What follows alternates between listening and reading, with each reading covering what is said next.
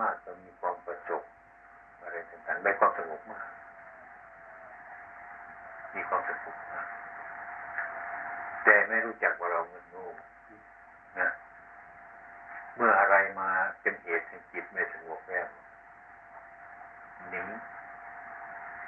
นีไปเรื่อยหนีจากความสงบ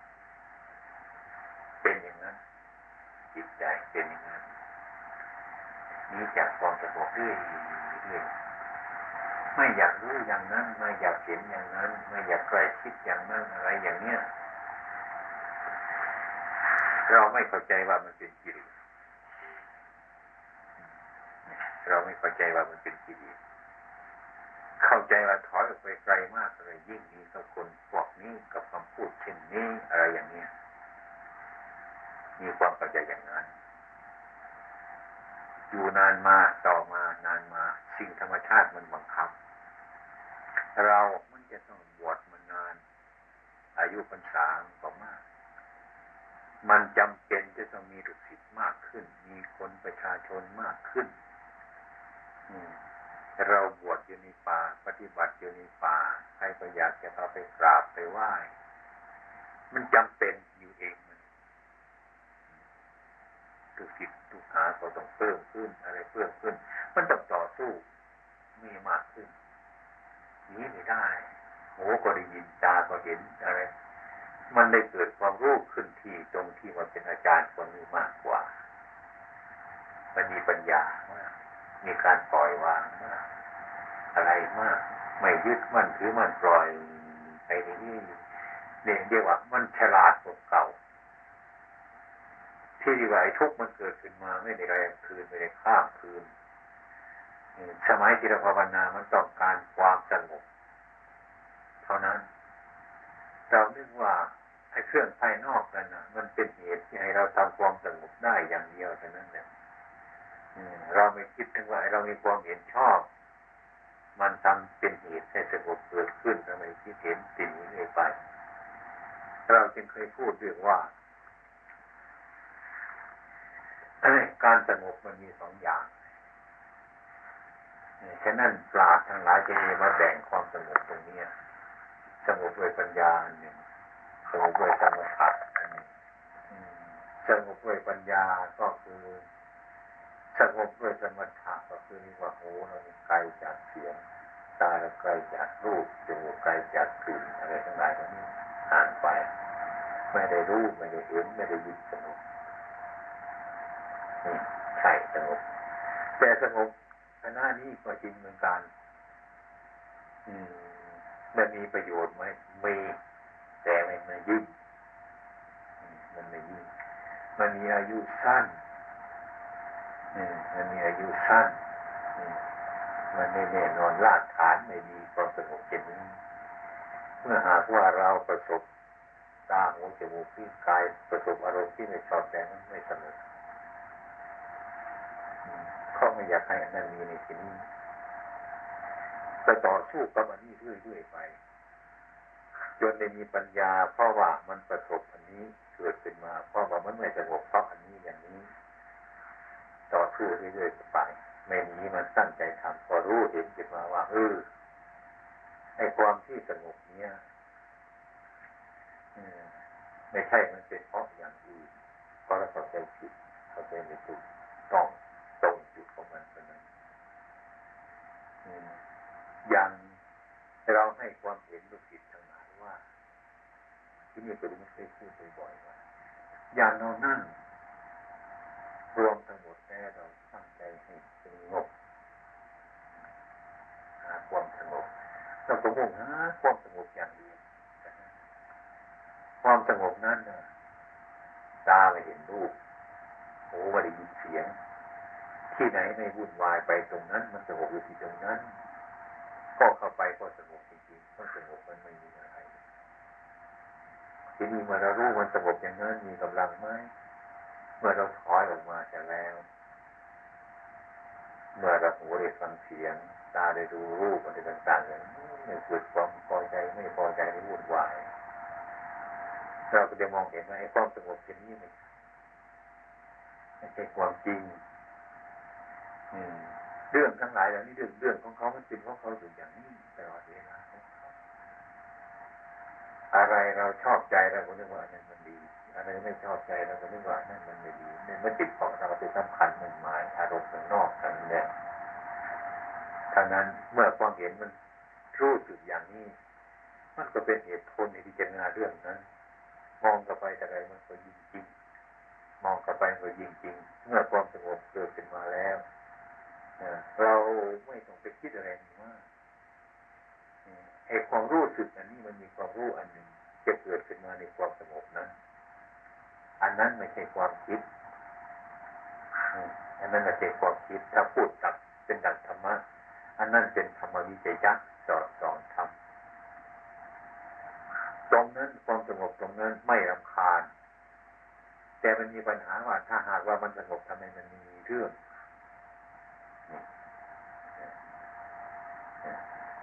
มันมีเรื่องอยู่ในความสงบไม่ใช่มันมีเรื่องอยู่ในสิ่งที่มันมีเรื่องไอ้เรื่องที่มันเกิดขึ้นในความสงบนั้นมันดิ้นดูว่าชัดเหลือเกินเห็นชัดในปัญญาเกิดตรงนั้นที่จะเห็นชัดต่อไปไอ้ความจริงนั่นมันก็เป็นมาของมันอย่างนั้นเมื่อเราคิดไปเมื่อพิจารณาไปเห็นความจริงมันแล้วไอ้ความสงบนั้นมันจะย้อนมาทั่วถึงชาติออกไปว่าเราเห็นรูปมันเป็นอย่างนั้นโอ้ฟังเสียงว่ามันก็เป็นของมันอย่างนั้นอยู่ดีๆอย่างนั้น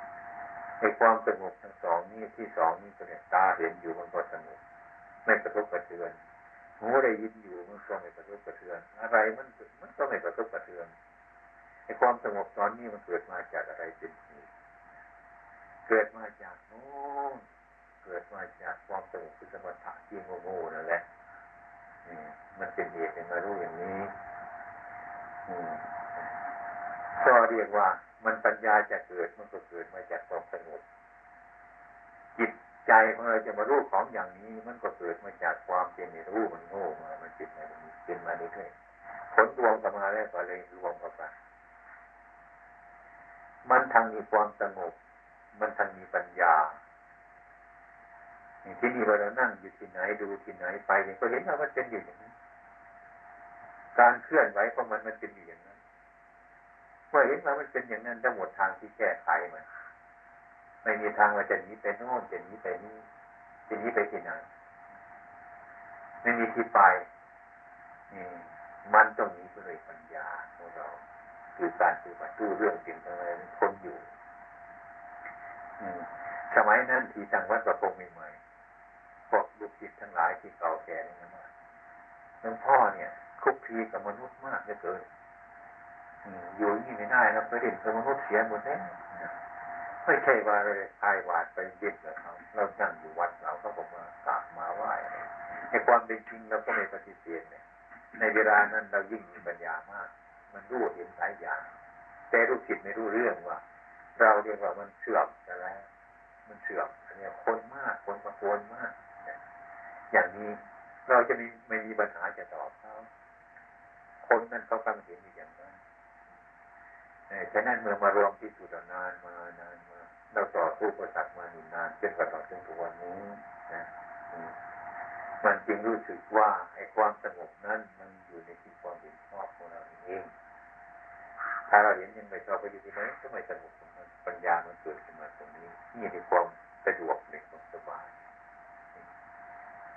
ทีนี้ที่เราทำนี่คือว่าอันนี้เราก็ไม่เคยจะว่าอะไรต้องแค่ว่าอย่างเรามาปฏิบัติอยู่ตรงนี้ศีลไม่เคยสมบูรณ์อย่างนี้อันนี้มันเป็นความสมมตินั่งสมาธิก่อนนี่เราเห็นว่าเดินทางนี่คือไม้มันยาวๆอย่างนี้มันมีสองต้น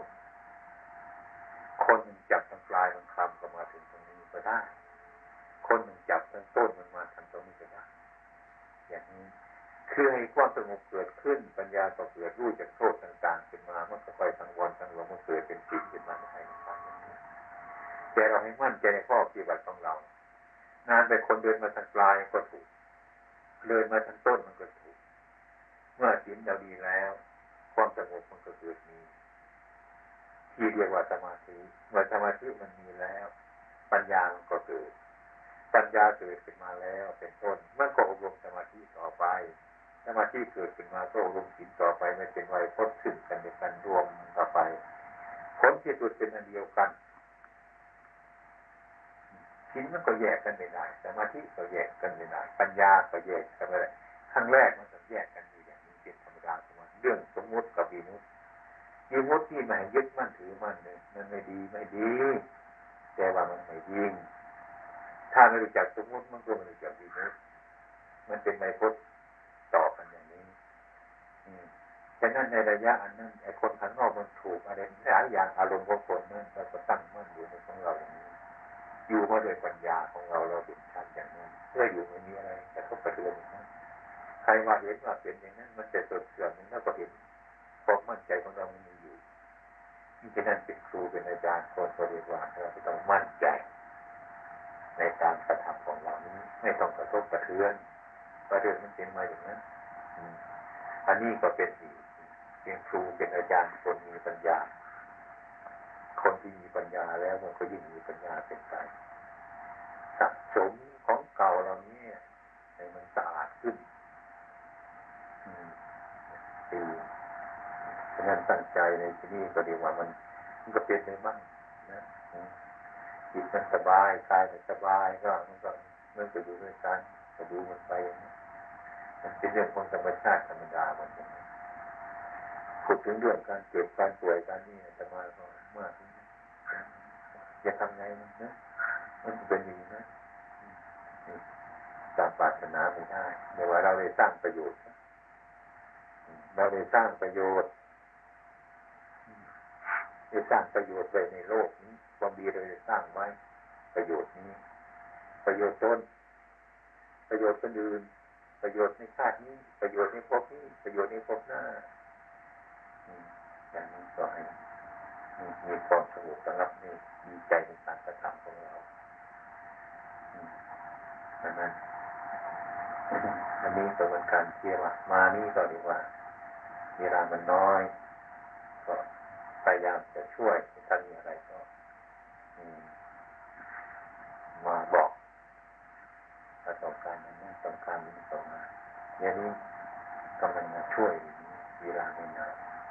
ก็พยายามให้ความเห็นลูกศิษย์และอาจารย์ทุกคนช่วยประคองกันไปดีทั้งถึงว่าพระยังไม่มามันจะมายังเห็นว่ายังเป็นเจ็ดเป็นแนวหน้าตาพระมานี่ก็ยังลำบากคือคนไม่รู้อะไรเลยอันนี้เราต้องเข้าไปก่อนให้รู้จักคนรู้จักโน้นรู้จักนี่เรียนให้รู้จักข้อปฏิบัติเรียนให้รู้จักพระเจ้าพระสงฆ์ทีละน้อยเป็นมาศาสนาจะเป็นไปได้ก็เป็นไปอย่างนี้แต่ในทันใจเรานะเดี๋ยวว่าชาวตะวันตกมันชอบสนุกสนานมากนะติดตามประตูก็ค่อยๆทำไปดินน้ำอกดินน้ำประวัติคนสันประวัติคนแบบนี้ผมเคยบอกเขาว่าสร้างรอยพระบาทขึ้นมาแล้วก็ไปไหว้กันทำบุญกันเอาเปลี่ยนไปฆ่าเอาไก่ไปฆ่าเอาวัวเอาควายไปฆ่าทำบุญกันนึกว่าเขาไหว้พระบาทนี่ความเห็นก็เป็นอย่างนั้นไอ้ความเห็นของผู้ยังไม่ใช่เห็นแต่รอยของท่านตอนนั้นอิจฉาท่านแล้ว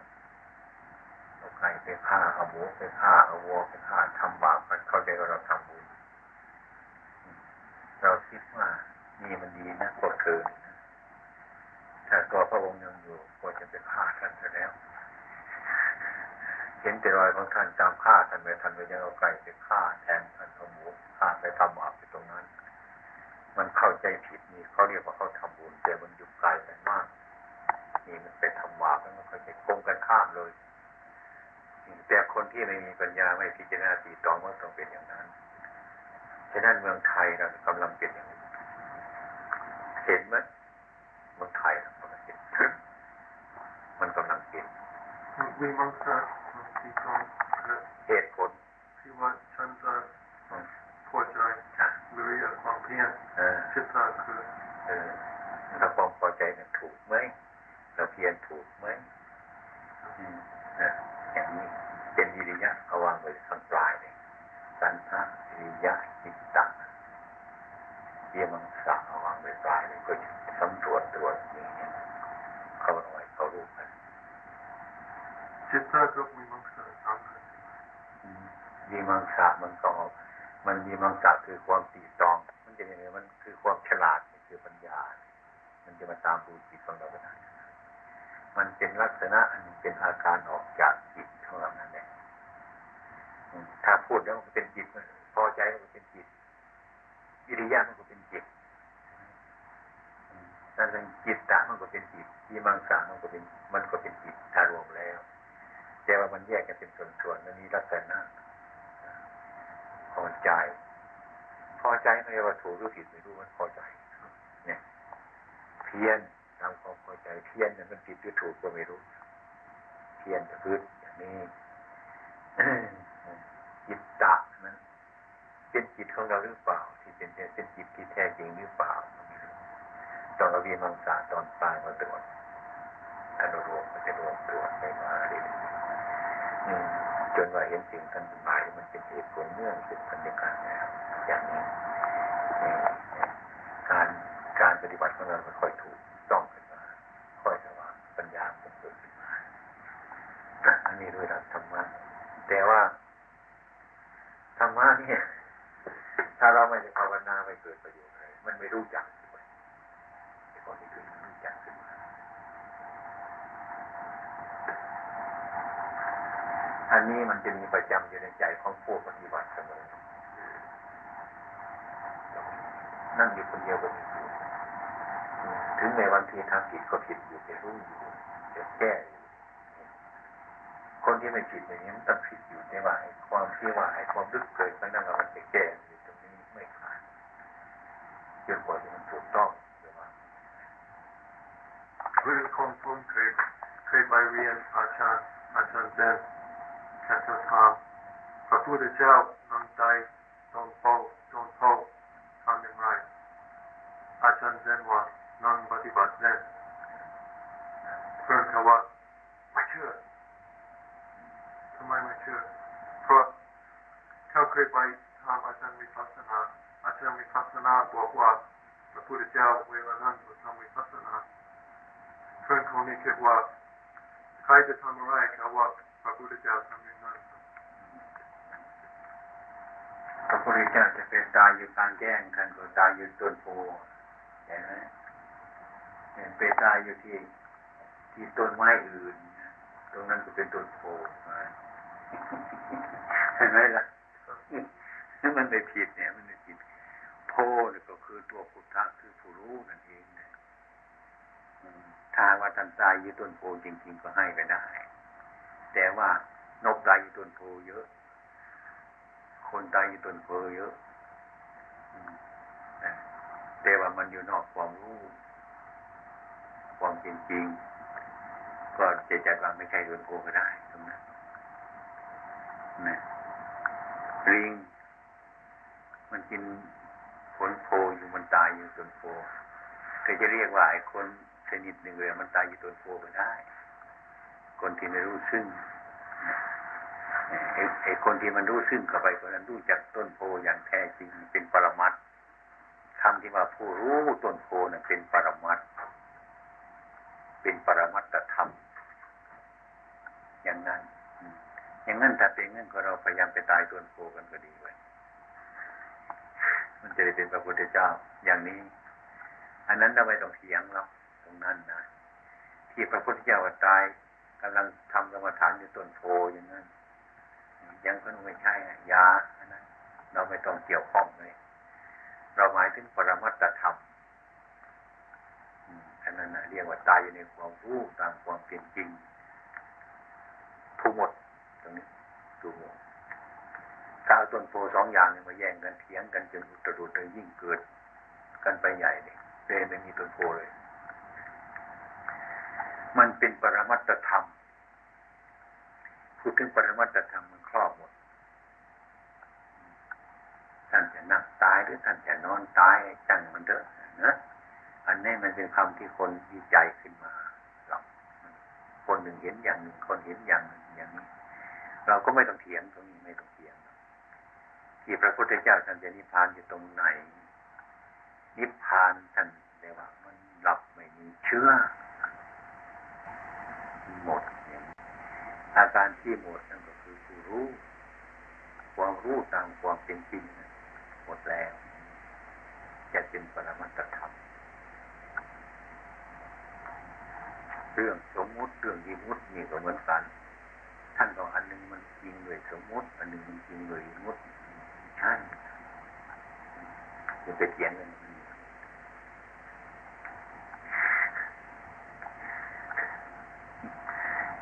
อย่างขนาดนี้คือคนพระพุทธเจ้าว่าไม่ใช่สมมุติไม่มีคนเนาะอย่างกันไม่ลงเราจงสารุที่เรียกว่าวิมุตติกับสมมุติมาลงจะพูดง่ายๆอย่างเดียวว่าบรปัญโยนี่แต่ก่อนมันเป็นเด็กวันนี้มันโตแล้วมันเป็นคนเก่าหรือเป็นคนใหม่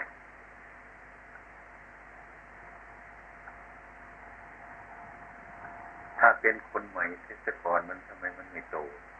ถ้าเป็นคนเก่า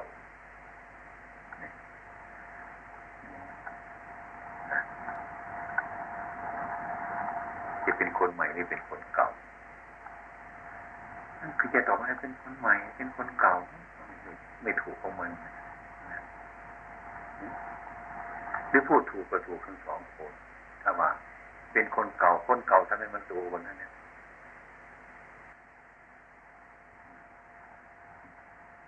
คนเก่ามันนี่คนนี้ทำไมมันโตจะคำว่าเป็นคนเก่า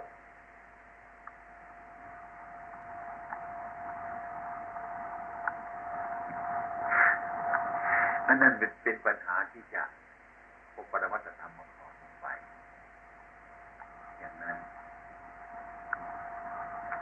ก็เรียกว่ามันมีเล็กแต่มันก็มีโตมันมีโตมันก็มีเล็กพูดได้ว่าคนโตก็ได้แต่เขาไม่ยอมถ้าเราผู้รู้ทั้งหลายเราพูดให้มันหมดไปไม่มีใครคนเล็กก็ไม่ใช่คนโตก็ไม่ใช่เนี่ยมันจะไปในทำนองนั้นเนี่ยคนก็งงว่านะพอมันไปยึดในความเล็กความโตพอมันไปอย่างนั้นเหมือนกับต้นไม้ต้นนี้เราปลูกนี่น้อยอย่างนี้ปีหนึ่งมันสูงขึ้นเม็ดนึงเลยเมื่อปีหลังมามันมีเม็ดเดียวเท่านั้นปีที่สองมันใหญ่เป็นเม็ดเป็น2 เม็ดเนี่ยน่าจะเข้าใจว่าต้นเก่าหรือต้นใหม่ต้นเก่าทำไมมันโตแต่ว่าต้นใหม่ทำไมมันจะเกิดมาจากของเล็ก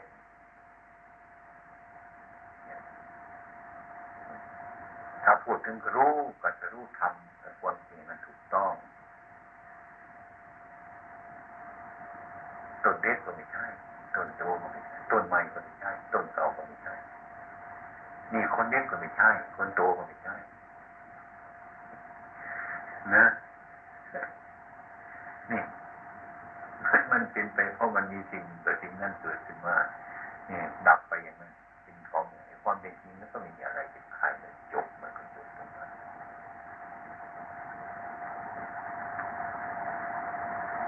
มันก็หมดปัญหาถ้าคุณไปยืนว่ามีต้นมันต้นเก่าทำไมไม่เหมือนอย่างเก่าแต่ว่าต้นใหม่ทำไมมันเกิดจากต้นนั้นมันโตขึ้นมาในที่นั้นหรือว่ามันก็นี่ต้องเอาไปเจนาอีกทีไม่สงสัยอย่างมันก็ไม่สงสัยในการปฏิบัติของเราอย่างนั้นมันเห็นอย่างนั้นคนที่ดูนั่นดูถ้าถามไปมันขึ้นกับไปมากที่ไม่มีอะไรจะมาเถียงกันเป็นเหตุอย่างนี้เรียกว่าการปฏิบัติที่คนเมื่อที่สมมติว่าสูงขึ้นไปมันก็มองเห็นคนที่อยู่ข้างล่างคนอยู่ข้างล่างนี่มองเห็นคนอยู่ข้างบนความเห็นก็ต่างกันไปแต่ก็พูดไปต่างกัน พูดง่ายอย่างลบอัสโรบริปันโยทำไมคุณถึงทำอย่างนี้คุณทำเงินก็ไม่ได้เลยเราจะตอบอะไรมันตอบไม่ได้แต่มันเนี่ยมันนี่นะคือตอบไปมันก็ไม่รู้จักใช่ไหมตอบไปมันก็ไม่รู้จักแล้วก็รู้เฉพาะนี้ดีๆก็จริงนะคนคิดอะไรบ้าๆบอๆจะบวชก็ไม่บวชจะไม่บวชก็ไม่ใช่มันเป็นเหตุให้คนเป็นเหตุให้คนเกิดความรู้สึกเป็นอย่างนั้นคือคนยังไม่รู้ตามความจริงก็เป็นอย่างนี้ตรงนี้ท่านว่าเป็นที่ขี้ปูโตเอาตนเองเป็นพยานของตนไม่เอาคนอื่นเป็นพยานมันรู้จริงตามเป็นจริงอย่างนั้นตอนนี้ท่านว่าให้เชื่อตนเองเชื่อตนเองยังไงไม่มีอะไรจะเสียหายต้องเราบ้าใช่ที่เขาเราไม่ว่าไปจับอะไรมันไม่รู้จักนี่ว่าก็เพราะคนนั้นมันไม่รู้จักธรรมะไม่ใช่ว่ามันรู้เพราะคนอื่นบอกธรรมะที่แท้จริงนะคนอื่นบอกก็บอกในแนวทางเดินตรงนั้นไอ้ความจริงๆนั่นน่ะมันไม่รู้จักถ้าบุคคลเขาไปพบตรงนั้นมันก็รู้เฉพาะตัวเฉพาะตัวเองนะฉะนั้นพระพุทธเจ้าท่านจึงสอนว่าอัคคตาโลตถาคตาแต่ถ้าก็เป็นผู้บอกเรื่องที่จะทำก็ทำเอาเองเป็นบารบวชหน้าอย่างนี้เอาคนมาบวชจริงๆบวชเสร็จแล้วเรื่องของเราหมดเท่านี้นะเรื่องอาจารย์สวดเรื่องพระประชาหมดแค่นี้เรื่องของสงฆ์หมดแค่นี้เรื่องต่อไปเป็นเรื่องของเธอขั้นตอนเช่นนี้เขาพูดมันลึกซึ้งนะมันซึ้งแต่ว่าคนอื่นฟังพูดไม่รู้เรื่องอะไรก็ช่างมันเดี๋ยวมันก็ไปลึกซึ้งอะไรก็ช่างมันเกิดมันก็เข้าไปในกลมอันเดียวเป็นอันเดียวกันแต่คนจะจับไปอย่างในอ่านหนังสือตาบอดทำช้างเห็นก็เคยได้อ่านนะนี่ก็ท่านไม่รู้จะเอาอะไรมานะก็สมมติเป็นช้างขึ้นมาตัวนึงจะเอาคนตาบอดมาคำอยู่ไปถูกปากเหมือนปีนไหมไปถูกขาเหมือนฉูกว่าไปถูกหัวเหมือนพัดว่าไปถูกหางไม่ใช่พัดเหมือนไม่กวาดนี่มันก็เป็นอย่างนี้ยังกันไม่จบเลยแต่ว่าคือยังไม่เห็นจับช่างตัวเดียวกันคนหนึ่งไปจับขามันคนหนึ่งไปจับปากมันซะคนหนึ่งไปจับหัวมันซะอย่างนี้เข้ามาครับพูดไม่เข้ากันแต่มันช่างตัวเดียวกันนั่นแหละแต่มันเถียงกันไม่ลงกันอย่างนี้นั่งปฏิบัติเอาไว้กันมันไม่รู้จักที่ระวังกันอีกวาระหนึ่งระวังที่ได้ยินคนพูดอาจารย์ท่านดีนะถูกเป็นต้องเราถูกหรือไม่ถูกนะก็เตรียมไปหาอาจารย์นั้นอีกไปฟังธรรมท่านอาจารย์นั้นฟังแล้วก็มาวัดกับความรู้ของเราอีกไปคนละอย่างเนี่ยก็พิจารณายิ่งยากลำบากว่าจะเอาไงก็ยังไม่จบเลยพิจารณาดีอาจารย์นั่งกับเราต้องไม่วาระหนึ่งเราได้ยินเสียงอาจารย์ไหมอาจารย์นั่นอาจารย์โน้นออกมาอาจารย์อย่างดีทีเดียวนะแต่ทำอย่างนั้นอย่างนี้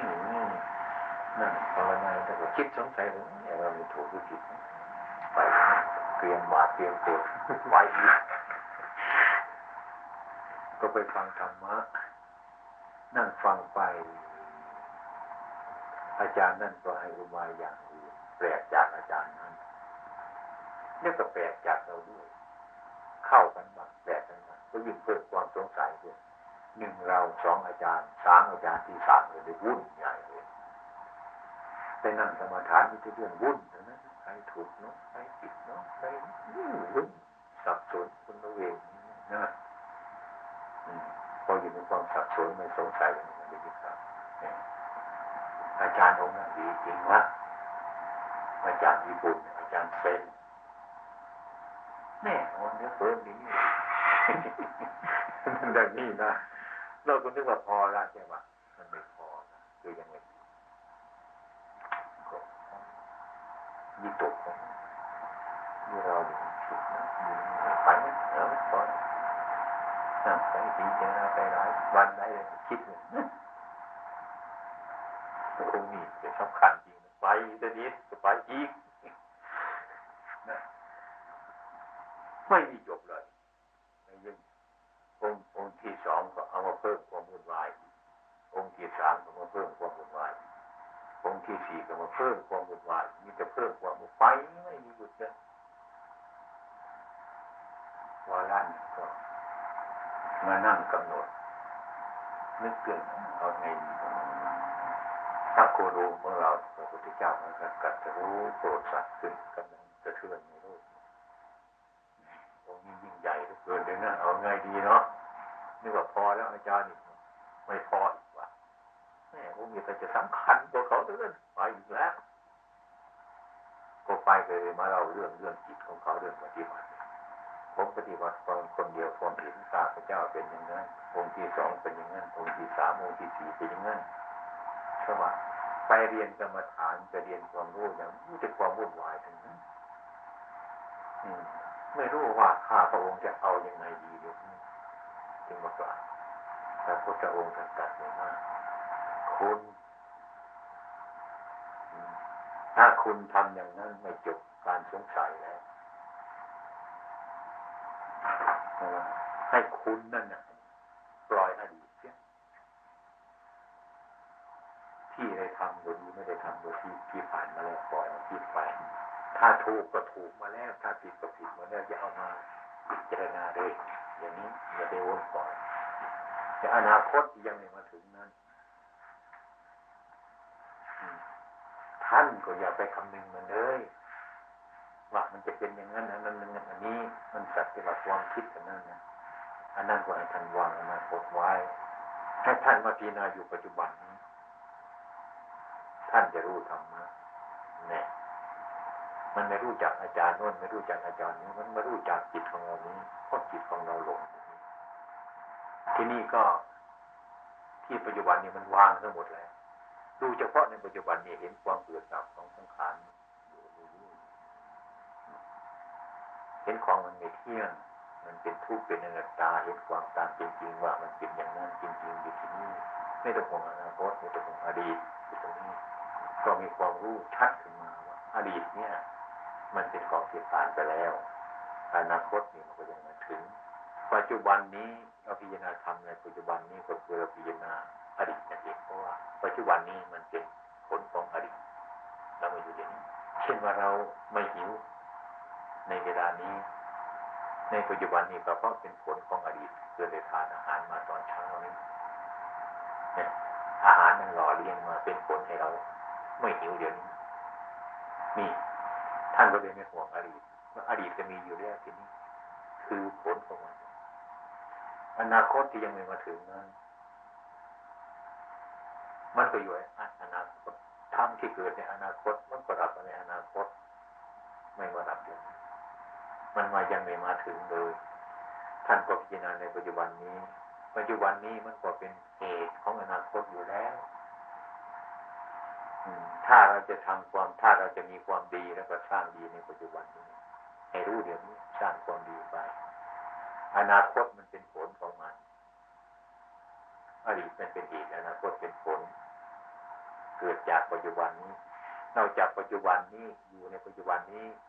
ก็คือเรารู้จักอดีตรู้จักอนาคตแล้วเราวางอดีตอนาคตแล้วแล้วก็รู้จักอดีตอนาคตมันรวมอยู่ตรงนี้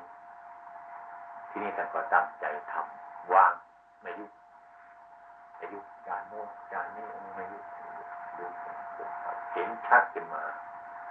ด้วยปัญญาของท่านตาม มีความสงสัยก็หมดไปท่านวางอนาคตอดีตจะแล้วนั้นมันมารวมจุดเดียวเป็นเอโกธรรมโมไม่ต้องสะพายบาตรไม่ต้องสะพายโกดขึ้นเขาอยู่แล้วนี่ถ้าไปท่านก็ไปธรรมดา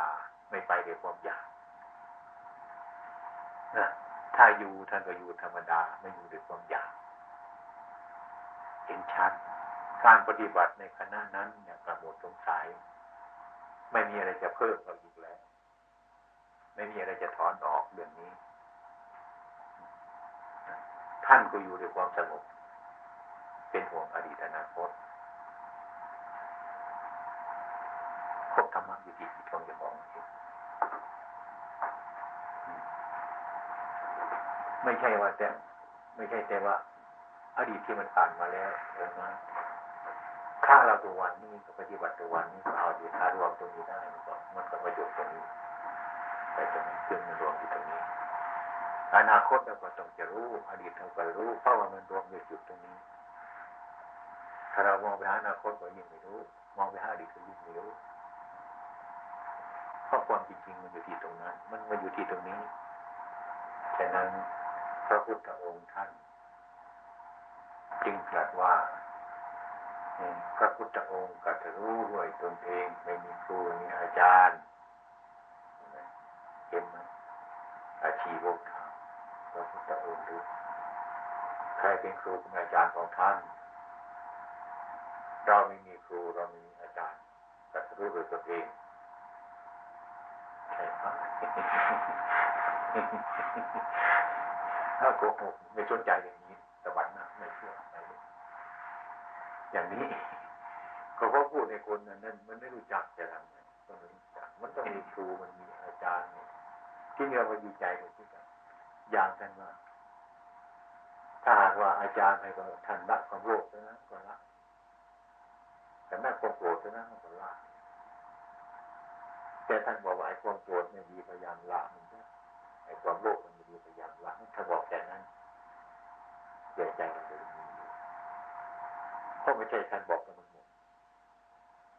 เราก็ต้องไปปฏิบัติให้รู้เหตุผลของมันรู้เรื่องความเป็นจริงของมันจริงๆอย่างนี้รู้ด้วยตนเองรู้ด้วยตนเองเห็นด้วยตนเองถ้าพระเจ้าองค์คล้ายๆนั่นเองว่าจับมาใส่ที่ต้นทางนี้ให้ท่านเดินไปเถอะให้ท่านมาเดินช่วยเราตอนนั้นไปเป็นหน้าที่ของเราเดินไปอีกนี่ปฏิบัติธรรมะอย่างนี้ธรรมะที่แท้จริงๆนั้นไม่มีใครบอกใครมันการจะรู้โดยตัวเองเพราะการกระทำด้วยตนเองเพราะเหตุผลอยู่ตรงนี้อดีตอยู่ตรงนี้อนาคตอยู่ตรงนี้ปัจจุบันมันอยู่ตรงนี้ต้องให้ดูตรงนี้ก็หมดเรื่องพระองค์ก็มองเห็นธรรมะหมดสงสัยจะไปอะไรก็มันหมดสงสัยในเวลานั้นท่านก็เรียกว่าผลมันจะเกิดยังไงไหมอะไรว่าการละอีกเป็นการบำเพ็ญไม่มีสิ่งที่มาเพิ่มกับอีกไม่มีสิ่งที่จะถอนออกตรงนั้นมันก็จบตรงนั้นจบอยู่ตรงนั้นพระพุทธองค์บอกว่าท่านก็สอนให้ลงตรงนั้นคนไม่ยอมลงตรงนั้นมันก็เกิดความลังเลสงสัยอยู่ด้วยก็ยิ่งวิ่งไปถามกับคนอื่นก็ยิ่งมีปัญหามากยิ่งถามอีกก็ยิ่งมีปัญหามากก็ไม่ถึงจุดของมันอันนี้ก็เหมือนกันไม่ใช่อยู่ไกลต้องลองดูสิลองทำคือทำไปถึงไม่ถึงจุดมันก็เป็นอย่างนั้นถึงจุดหนึ่งมันจะเป็นอย่างหนึ่งถึงจุดหนึ่งก็เป็นอย่างหนึ่งถึงจุดอย่างนี้มันก็เป็นอย่างนี้ถึงจุดที่เป็นอย่างนี้ถ้าคนไม่ถึงจุดอย่างนี้พูดอย่างนี้ไม่รู้เรื่องรู้อยู่แต่ไม่รู้เรื่องตามความจริงเรื่องตามความจริงตามจริงมันมีสิ่งที่เอาออกมันเอาเข้ามันถอนมันเพิ่มถ้าคุณพิสูจน์แล้วมันก็เรียกว่าหมดเนี่ยเสียกับบุคคลถ้าพูดตามธรรมะเสียกับผู้จะต้องศึกษาอยู่ในเรื่องนี้ อาเสขะผู้ไม่ต้องศึกษาอยู่ในเรื่องทั้งหลายเหล่านี้มีพูดถึงเรื่องจิตไปถึงขนาดนี้หมดการศึกษาในเรื่องทั้งหลายเหล่านี้มันผ่านไปแล้วตามเป็นจริงทำไมไม่ต้องศึกษาเพราะมันไม่มีอะไรจะสงสัยในตรงนั้นหมดก็เป็นพระพูดตามวาระจิตของคนละกิเลสท่านก็บอกไว้ว่าเป็นเสขะบุคคลผู้ที่ต้องศึกษาตั้งแต่ขั้นต่ำไปถึงขั้นสูงเมื่อศึกษาไปแล้วถึงที่สุดมันเป็นอาเสขะไม่ต้องศึกษาแล้วเพราะว่ามันหมดสิ่งที่จะต้องศึกษาหมดเนี่ยความสงสัยก็หมดแล้วความจะเพิ่มเข้าก็มีอาการที่จะออกอีกก็ไม่มีอย่างนั้นก็อยู่ในความสุขในดีในชั่วทั้งนั้นก็ช่างมันเถอะปรากฏได้ไหมมันมั่นอย่างนี้นะที่นี่การมาพูดถึงไอ้จิตมันว่างยิ่งไปกันใหญ่ยิ่งไม่รู้เรื่องเลยไอ้จิตมันว่างทำไมคงจะเดินไปได้เพราะมันว่างหมดแล้วถ้าจิตมันว่างทำไมคงจะกินข้าวได้เพราะว่าความอยากกินข้าวมันก็ไม่มีมันว่างหมดแล้วได้ว่างไปหมดเลยได้ไม่เกิดประโยชน์เลยจริงนี่ไม่เกิดประโยชน์อย่างนี้เพราะไม่เข้าใจไม่ศึกษาเพราะไม่เข้าใจในการว่างคือผู้ที่เรียนพูดก็พูดหาอะไรที่มาพูดตรงนั้นให้มันมีความรู้สึกขึ้นให้คนเข้าใจเช่นว่าสังขารที่เราเกิดมานี่นะที่เราสะสมมาตั้งแต่น้อยเกิดมาถึงวันนี้สะสมอะไรไว้ท่านพูดตัดบทจริงๆแต่ว่าอันนี้ไม่ใช่เราอันนั้นไม่ใช่ของเราทำไมแต่พูดอย่างนั้นไม่มีคำอื่นที่จะดีกว่านี้ท่านจึงพูดคำนี้กับคนจะรู้จะมีปัญญาแต่มารู้เลยยากจะต้องพิจารณาที่นี่คนก็คิดไปอีกว่าอันนี้ไม่ใช่ตัวเรานี่หรออันนี้มาทิ่มมาแทงเนี่ยไม่ใช่ของเราก็ทิ่มเลยทำไมเนี่ยมันก็เถียงกันมาโดยที่ไม่ถูกต้องอย่างนั้นความเป็นจริงท่านทำอย่างนั้นไม่ถูกต้องท่านอันนี้ไม่ใช่ตัวของเราไม่ใช่ว่าท่านจะให้มาฆ่าตรงนี้ให้ตรงนี้ตายไปอย่างนี้อันนั้นไม่ใช่ของเราไม่ใช่ว่าท่านจะให้ทิ้งหมดอย่างนั้นท่านให้วางสมมุติมีแล้ววิมุตติมันก็มีแล้วท่านก็ยังเอาสมมุติน้อยมาใช้กันอยู่มันเป็นของใช้ถ้าพูดถึงเรื่องวิมุตติจริงๆแล้วไม่ได้ใช้เฉพาะทั่วไปสมมุตินายกนายขอนายกนายงอหรืออะไรต่างๆต้องมีชื่อเป็นสมมุติขึ้นมาเพื่อความสะดวกแก่ภาษาที่มนุษย์ทั้งหลายพูดกันมันก็ต้องมีอยู่เป็นประจำแต่ท่านว่าอย่าให้ไปติดตรงนั้นอย่าไปยึดตรงนั้นอันนั้นเป็นของว่างมันพูดยากมันฟังยากฉะนั้นต้องอาศัยการปฏิบัติเข้าใจในการประพฤติปฏิบัตินั้น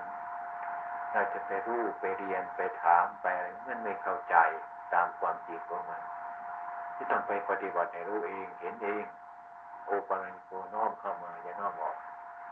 แต่ว่ามันมาพูดกับยุคในปัจจุบันนี้ที่คนไม่ได้คอยดูธรรมะจริงๆแล้วเถียง